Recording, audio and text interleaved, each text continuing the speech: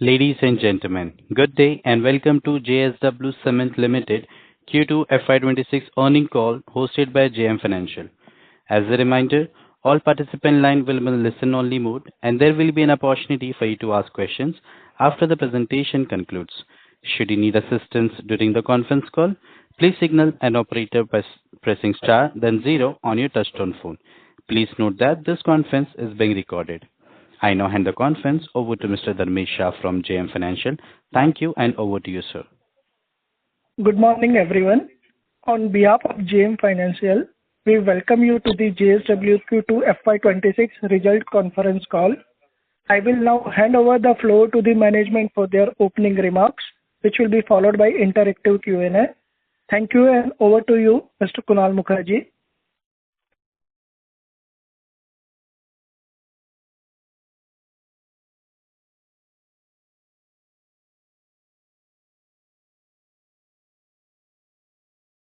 I'm really sorry to interrupt. However, the management line is on mute. Okay. Thank you, Dharmesh, and good morning to all. I would like to warmly welcome all of you to the Q2 FY26 earnings call of JSW Cement. I trust that all of you have had the chance to review the company's results and investor presentation.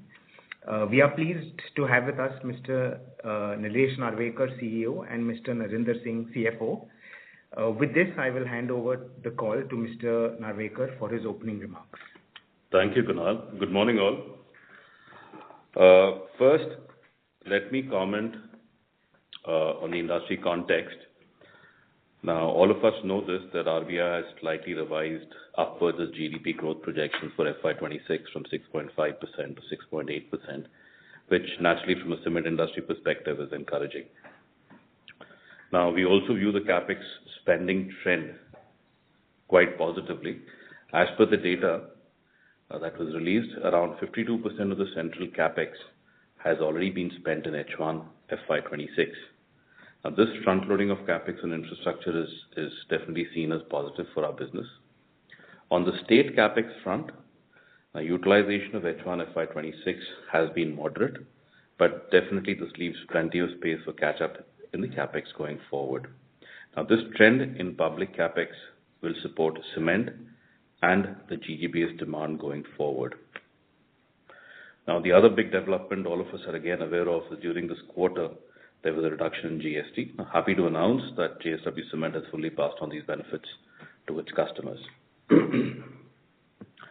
Before I go into the Q2 performance, let me reiterate one key message. Now, again in this quarter, JSW Cement remains among the fastest growing cement companies in India in terms of sales volumes, and it is our ambition to continue this growth trajectory for the remainder of this year and also for the next few years as we ramp up our capacities. Let me now list a few highlights for quarter two. Our total sales volume in Q2 FY26 increased by 15% year-on-year to 3.11 million tons. This is much faster than the industry growth in our regions, which we believe is broadly between 4 and 5%. So we continue to outperform versus industry volume growth that we had highlighted in Q1 as well. Now, taking the same number product-wise, cement volume sold was 1.64 million tons, which increased by 7% YOY. GGBS volume sold was 1.38 million tons, increased by 21% YOY. Within cement, the trade mix remained broadly stable at 52%, and the share of premium sales within trade stood at 58%. Revenue of 1,436 crores increased 17% YOY. Operating EBITDA for the quarter was rupees 267.5 crores, a very substantial 64% YOY improvement against a weak base last year. On the cost-saving initiatives, we reiterate the targets we mentioned in our September call. We have achieved 200 rupees per ton savings at the cement level already, and the work is continuing for the balance 200 rupees per ton for us to achieve the entire gamut. In terms of some of our key operational highlights, Our clinker utilization in Q2 FY26 was 86%, and the grinding utilization was 58% versus 62% in the previous quarter, which is a seasonal dip. Our clinker to cement factor was 50% in Q2 FY26. Again, as we have been mentioning, it's the lowest in the industry. With respect to our two main products, cement and GGBS, let me give you a sense of the realizations. Cement realization for Q2 was rupees 4,638 per ton, an increase of 4% YOY, but softening of 5.2% on a sequential basis. GGBS realization for Q2 was 3,685 per ton, broadly flat on a QOQ basis. The slight variation QOQ is more a factor of regional mix change and conversion of some small part volumes in the south from FOR to X. Our strategy for GGBS remains unchanged, that is, to hold the GGBS pricing flat for the customer so we can drive volume adoption. Our lead distance was 283 kilometers for Q2 FY26, nearly flat on a QOQ basis. We continue to make full efforts to reduce this over the course of the year. In terms of capacity expansion, just to reiterate, a capacity expansion plan will take the company to grinding capacity of 41.85 million ton per annum with the clinkerization of 13.04 million ton per annum, as is outlined in our investor presentation. Very happy to announce we have delivered on the timeline committed for the first step in this expansion program, the 1 million ton Sambalpur grinding unit in Odisha, which was commissioned in early September, and we started cement dispatches from there already. This GU has been funded by and is part of our listed subsidiary Shiva Cement, and we believe is key to position Shiva Cement for sustained growth in capacity utilization and the EBITDA going forward. Now, Shiva Cement will supply clinker to this unit, and Shiva benefits from this grinding unit in two ways. One, of course, from the increased capacity utilization of its clinkerization line, and second, the stream of income because of cement sales. I would like to highlight two other initiatives that we are progressing with at Shiva Cement. One, of course, is around the land acquisition, which is underway for the overland belt conveyor system from the mine to the plant. And the second one is we've signed a 5 megawatt PPA renewable power by end of FY26, which will lower our production costs going forward as well. An update on the northern region. The Nagaur integrated unit is being set up in two phases, as many of you are aware. The 3.3 million clinkerization and the 2.5 million grinding unit is first phase and is on track to be commissioned in early Q4 FY26. In the next phase, by mid-calendar year 2026, the waste heat recovery system and the additional 1 million ton grinding unit will come on stream. On the Punjab grinding unit, all approvals are under process. Engineering is progressing as per plan, and the topography survey, which is also being completed at site. Finally, we continue to have the lowest CO2 emission intensity. Our Scope 1 plus Scope 2 emission intensity was stable at 277 kgs per ton in Q2 FY26. Let me hand over to Narendra Singh, our CFO, to take it forward.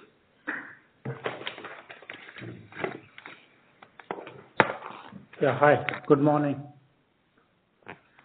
I will add some points on the financial performance for Q2 as well as H1. In terms of our Q2 FY26 financial performance, revenue was 1,436 crores, which is an increase of 17% year-on-year.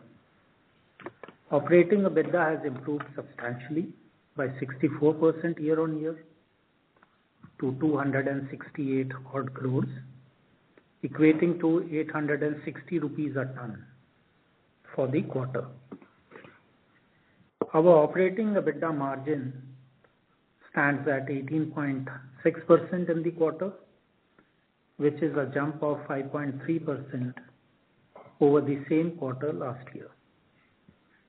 Total EBITDA including other income was 291.2 crores, an increase of 53% year-on-year. PBT was 121 crores for the quarter, including positive contribution of 10 crores from the Fujairah operations JV. PAT for the quarter was 75.4 crores. There was no exceptional item or non-cash expense on account of the CCPS in quarter 2. We had highlighted this in the last quarter that we have booked all the non-cash expenses on account of the CCPS conversion in Q1 itself. In terms of the major cost elements for the quarter, raw material and power and fuel declined on quarter-on-quarter basis. Broadly, this was on account of two reasons. Increase in GGBS in the overall sales mix and lower slag cost in the West region. We had highlighted in Q1 that some additional raw material cost on account of shutdown of JSW steel blast furnace slag at Dolvi. So we had to procure slag from third parties in quarter 1. Happy to report that in Q2 we did not have any third party slag procurement on spot basis, which has reduced our raw material cost. In terms of fuel, our blended fuel cost in rupees per mcal for the quarter was 1.5 rupees versus 1.55 per mcal in the previous quarter. Recent purchase of petcoke was near $105 per ton CFR, and in Q3 we expect fuel cost to marginally reduce given the inventory we are carrying. Our current fuel inventory is sufficient till end of Jan 26. On the logistics side, while lead was stable quarter on quarter, we have benefited from efficiency improvement levers such as mode and direct depot optimization, which has reduced our logistic costs quarter on quarter. In terms of our H1 26 financial performance, total sales volume have increased 11% year on year to 6.42 million tons, with cement and GGBS volumes increasing by 8.5% and 12.5% year on year respectively. Revenue close to 3,000 crores at 2,996, an increase of 12% year on year. Operating EBITDA is 590 crores, a 49% year on year increase, equating to 919 rupees a ton for H1. Total EBITDA including other income was 636 crores for the first half. PAT excluding the CCPS, which is a non-cash expense, was 175 crores for the first half. In terms of balance sheet, net debt reduced substantially from 4,566 crores in June to 3,231 at the end of September. We have repaid 520 crores of debt from the IPO proceeds and utilized some of the amount for capex and general corporate purpose and parked the balance in FDs for now. Net debt to EBITDA on last 12 months stood trailing on 12-month trailing stood at 2.8 times. During quarter 2 and H1 26, the company incurred capex, including maintenance capex of 509 crores in quarter 2 and 964 crores for the first half. For the full year FY26, our total capex is estimated at around to 2,300 crores. Average cost of debt for the quarter was 8% and currently is 7.7%. I want to highlight one point on volume outlook for FY26. During H1, there was some shortfall versus the plan due to extended monsoons and the impact on demand due to GST rate change, which was announced by the government.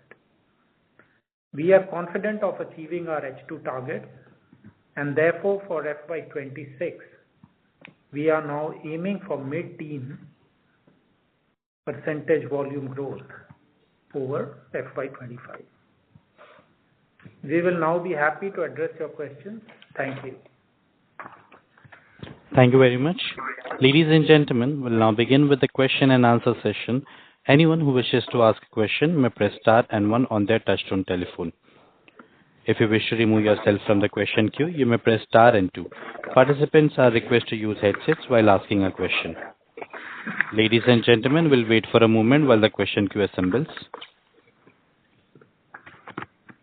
Our first question comes from the line of Rajesh Ravi from HDFC Security. Please go ahead, sir.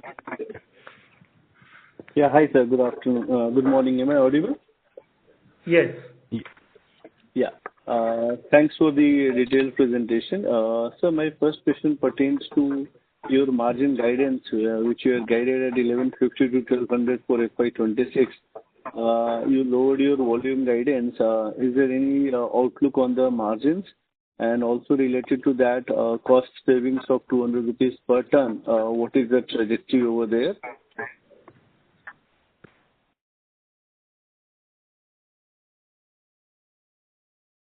So firstly, on your question on the guidance of 1100 odd, that was with North operations. Once our North comes in, which is expected in Q4, this number we would be definitely achieving. Okay. And coming to the second part of the question, we are on track with the target mentioned last time. Of the 400 odd rupees that we had mentioned, basis the initiatives that we have planned, 50% has already been delivered. We will start to see the benefit of renewable energy, the capacities for which are coming online in Q4, and the benefits would start flowing.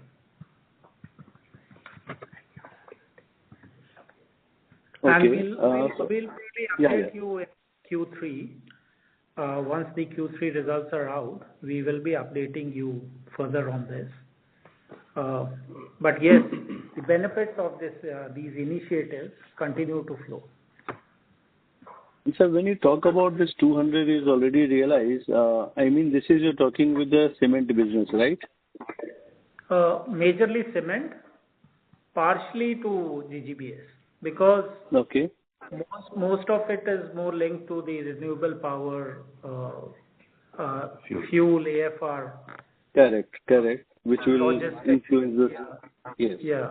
So majorly goes to cement, very marginally to GGBS. And sir, on what base this 200 is expected? I mean, when you said 200 is already achieved, this is already reflected in FY25 performance? Yes, 25 and Q1. Okay. So on what base another 200 one should factor in, sir, and by when? No, like another 200 I told you, most of it starts flowing from Q4. This continues in FY27. Renewable power is one. Our renewable capacities, which are today about 48 megawatts, it jumps to about 68 in Q3 and another 59 megawatts in Q4. So most of it comes from renewable power. We are trying to rationalize on the logistics, which we continue to do. Last quarter, we saw some reduction in lead distance, and this we will be further reducing. Okay. AFR percentage is expected to be further increased. So that brings saving on the fuel. And of course, the premiumization, efforts on premiumization, that continues. Hence, I said the benefits will flow in FY27 also, because this is an exercise that we have started. And the final thing is operating leverage. As the volume goes up, the benefits flow. Understood. So green power from 22% odd, how much will that go up to by, say, exit of FY27? Yeah.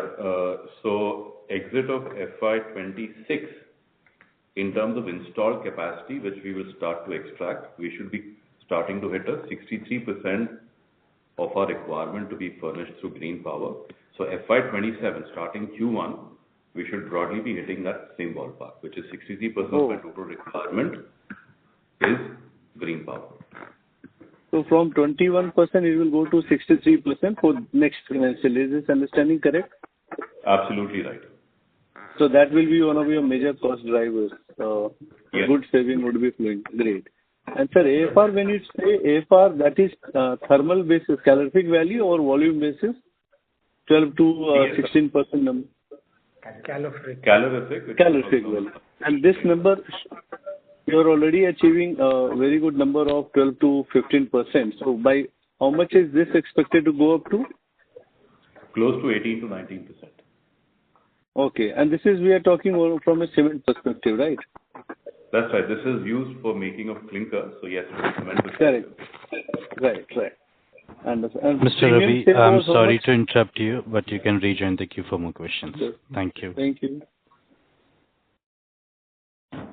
Thank you so much. Our next question comes from the line of Rashi from Citigroup. Please go ahead. Thank you. I have two questions. The first is on the volume side. Could you just elaborate a little bit more on the market share gain in any region specifically? Last time you said that it was the south. Is that continuing?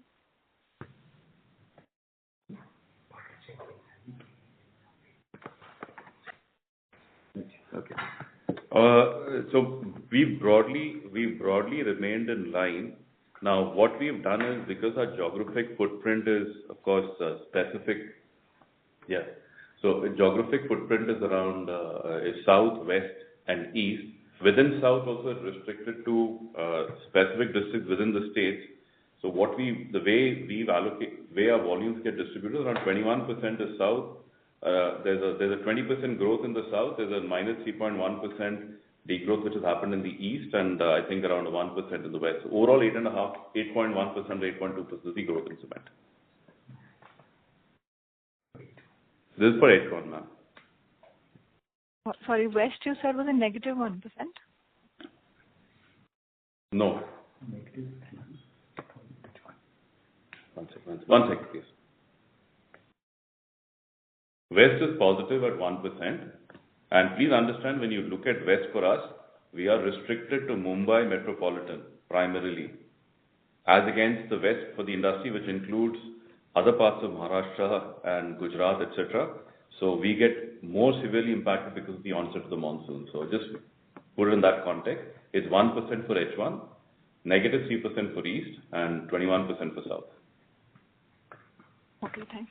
And the other question is on the, you already elaborated on the cost saving. So would it be possible to kind of break up the EBITDA between cement as well as GGBS, and if there has been any improvement after FY25 on cement EBITDA outside of the realization?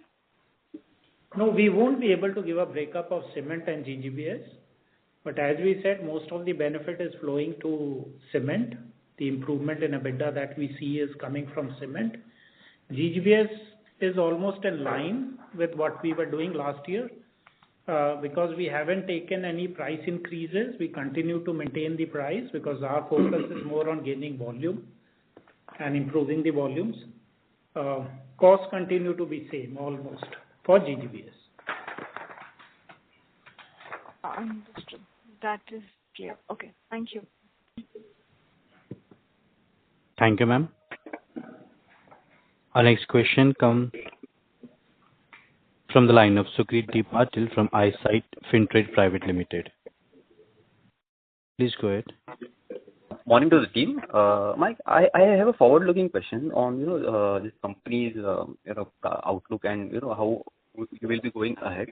As more players expand in the blended cement and green construction space, what is JSW Cement doing to build a strong edge? Not just through capacity or pricing, but something in a more extended way, like a way of working or thinking, that grows over time and makes it hard for your competitors to copy. Yes, that's my first question. I'll ask my second question later. Yeah, it's a good one. So as you know, currently our CO2 emission intensity is the lowest in the industry, and there are all steps that we are taking to ensure that we continue to maintain this gap and ensure that this becomes our calling card in the cement sector. So, 2-3 obvious things which are there. Okay, one of course is the push and the thrust as we move towards green power and more of AF. That's one that we anyway is doing. Second, extending the same concept and idea in the supply chain as well. So an extended and a concerted effort towards all our outbound and inbound raw material movement, including the mining trucks, all of them moving towards EV, or at least in the geographies where we don't have adequate, at least trying to move towards a more greener fuel, which is CNG. So that thrust is anyways underway. All the steps that we undertake is primarily with this particular lens in mind, and all decisions are primarily driven basis this. Now, as we expand in geographies where we probably don't have the benefit of slag, but there's a concerted effort to try and look at other methods and means of trying to see how we can reduce our carbon footprint. So like in the north, yes, everyone is experimenting with calcined clay. We guys are also doing so, and soon we believe that's something that we will also be having. So that's directionally how we're headed. Okay, thanks. My final question is about margins and cost planning. Again, a forward-looking one. As realizations remain soft and input costs, keep on fluctuating, how are you planning to protect the margins? And are there any smart internal methods that you will be putting into place, that will help you keep the delivery high without hurting the profit? No, so for us, we are working on two fronts. One is the initiatives which we had highlighted in the last call after the Q1 results. We have been taking initiatives which are going to bring us substantial savings. We have achieved 200 odd rupees, and we continue to focus on achieving another 200, which will flow over the balance quarters, the 2 quarters, and in FY27. So that's on the cost front in the existing operations. Our north operations become operational this Q4, and as we all know, north is a more attractive market, which will give us a spike in the overall EBITDA. And GGBS continues to be our Mainstay. mainstay.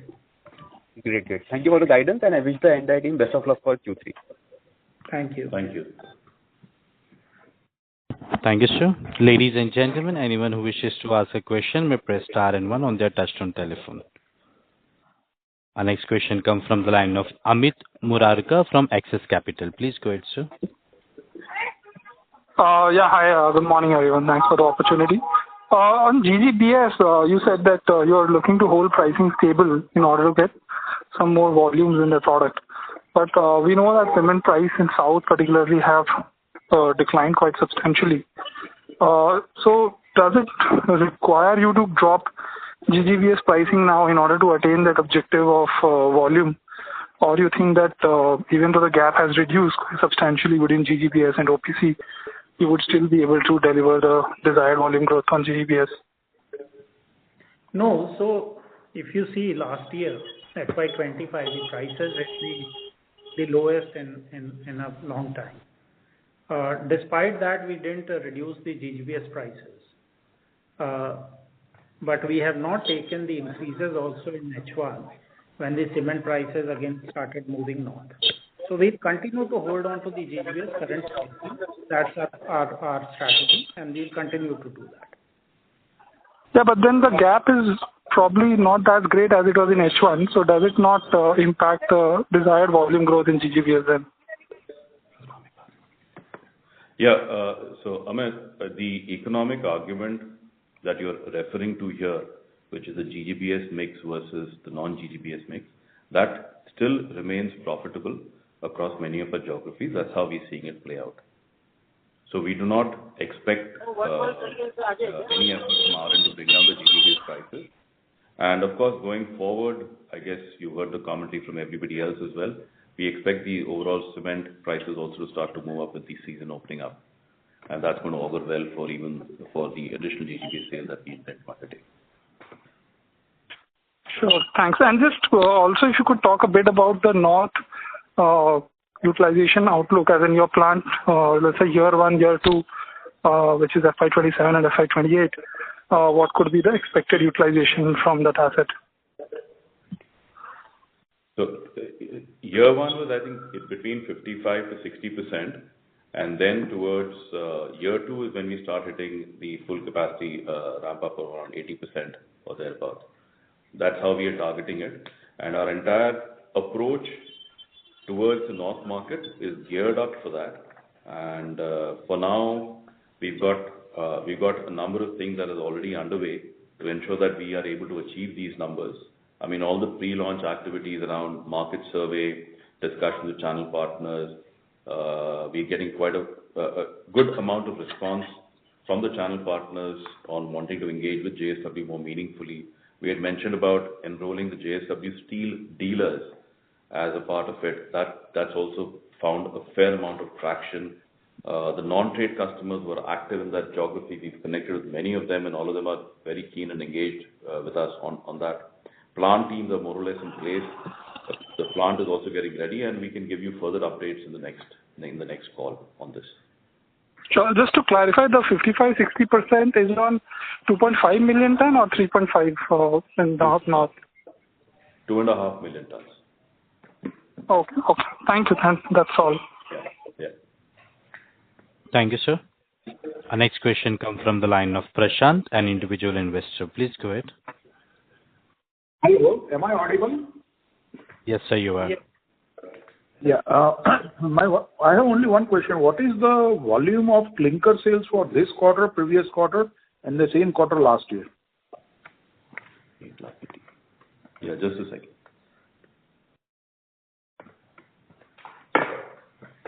I'll just give you. So this quarter, the number is 90,000. Okay. The previous quarter was 160,000, and last year again was 30,000.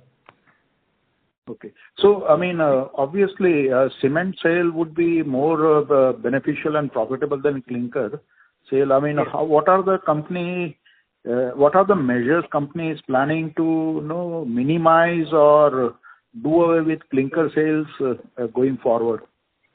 No, so these sales were made from our subsidiary, JSW Cement subsidiary, Shiva Cement, which did not have a grinding unit previously. Now the grinding unit is in operation since September. So the sale is going to reduce substantially. Only any surplus clinker, if we have in Shiva, we'll be making the sale. So for the rest of the plants, this clinker sales was restricted to the subsidiary only, and from the rest of the plants, there was no clinker sales. Is my understanding correct? Yes, you are right. Okay. That's all from my side. Thank you. Thank you. Thank you, sir. Ladies and gentlemen, anyone who wishes to ask a question may press star and one on their touchtone telephone. Our next question comes from the line of Harshil Patel from Harshil Patel & Co. Please go ahead. Hi, sir. Good morning. So I have a couple of questions with respect to the CapEx. So I wanted to understand that how much CapEx is expected to be towards this capacity addition in second half of this year and the next year. Can you repeat the question? Can you please repeat? You weren't audible. Yeah. So my question is that how much CapEx is required to be spent in terms of cash flow in second half of this year and next year? So this year we are planning, so for the year, the intent is to spend about 2,300 crores, as I mentioned earlier, of which close to 1,000 has already been spent. 1,300 is the cash outgo that we are expecting in this second half. In the next year, for the full year, our plan is to spend about close to 2,000. Okay. And how much will this be funded through debt? 100% through debt? No, not 100%. From our IPO proceeds, we continue to have about 800 crores with us, and we see internal accruals also happening. So we can safely assume that 1,300 and 2,000, about 3,300 crore is the cash outgo that we are looking for. And we have like 800 of the IPO proceeds. That leaves us with 2,500.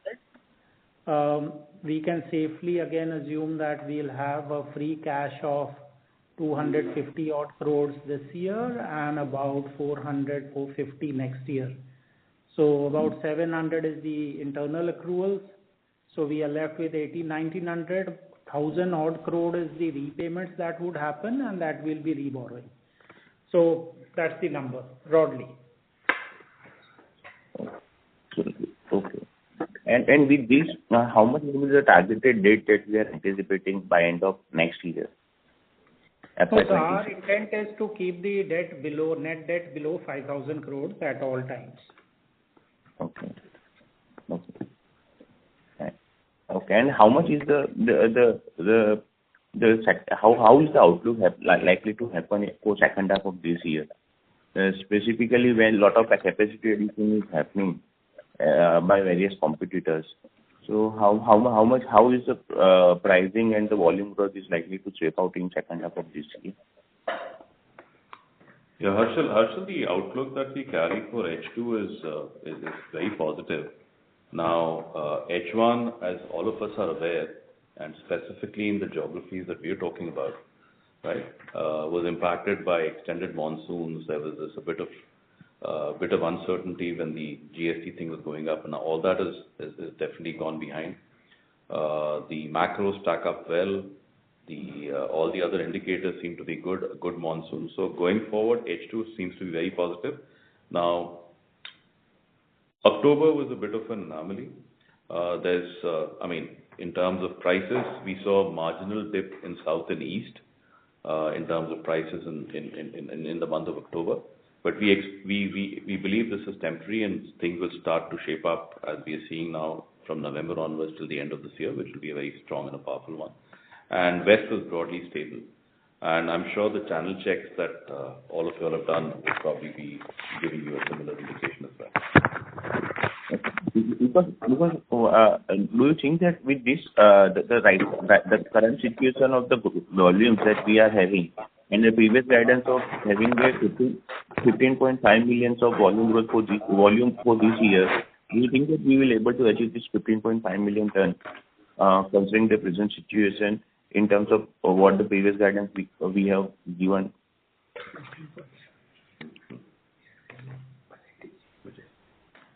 No, so H1 numbers, we know we missed a small volume due to the market challenges, particularly monsoon and the GST.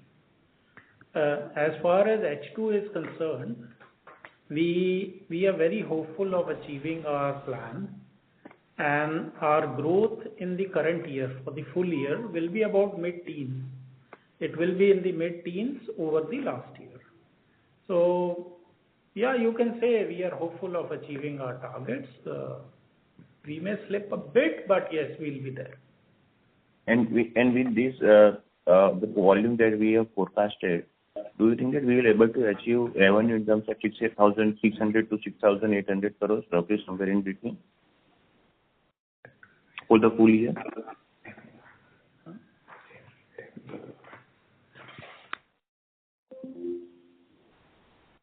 Yeah. So revenue guidance will be a challenge. That's more dependent on the pricing. I think we better not speak on that. It's a game of pricing, as you understand.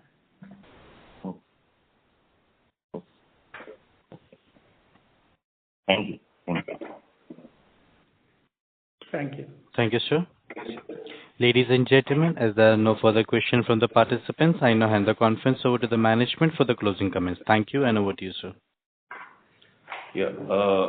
Thank you, ladies and gentlemen, for joining this, taking our time and joining our call. And as you've seen, I mean, we've had a strong H1. We intend to continue with this performance in H2 as well. And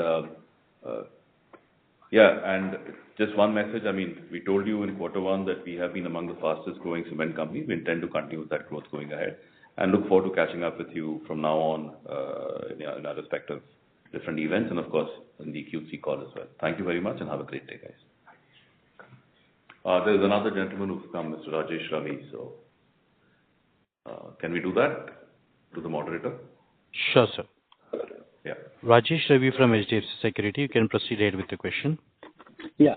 Thanks, sir. Thanks for taking this question. Sir, just wanted to understand, how much has been spent on the Nagaur expansion so far in H2, and also if you could just break up, total project cost. So this Sambalpur is already 350 odd crore. What was the total project cost? So if you could give the broad project cost numbers for Rajasthan and Vijayanagar and Dolvi plants, please, which are upcoming. When it is about Nagaur, almost 1900 odd crore has been, more than 1950 odd crore has already been spent till 30th of September. The project cost totally is, and this is including GST, is about 3350 odd crores, including the railway siding. So the 3300 crore. 3350 odd crores. Okay. Of which 1950 plus has already been spent as on 30th of September. Okay. Now 3350 is inclusive of GST. Okay. And this is for 3.3 million clinker and 2.5 million of grinding. Okay. We have one more grinding coming up in Nagaur, which gets commissioned sometimes in FY27. Right. That's another about 300 and odd crores. Okay. Sorry, that's about 250 crores.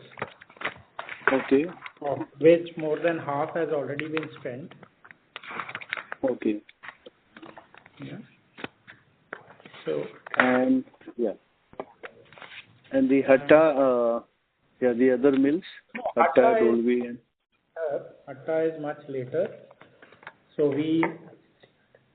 Dolvi 4 million additional is about 1600 crores. Okay. Vijayanagar about 800 crores. Sorry, which one 800 crore? Vijayanagar. Vijayanagar. Okay. Understood. And these Vijayanagar and Dolvi would mostly be coming in FY28? Yes. Understood. And these being grinding units, most of the capex would be back-ended only. Is this understanding correct? Yes. Okay. I think that's all from my end for now. Thank you so much. And all the best. Thank you. Thank you. That was the last participant. Thank you. Okay. Thank you so much. Thank you, sir. Ladies and gentlemen, on behalf of JM Financial, that concludes this conference. Thank you for joining us, and you may now disconnect your lines.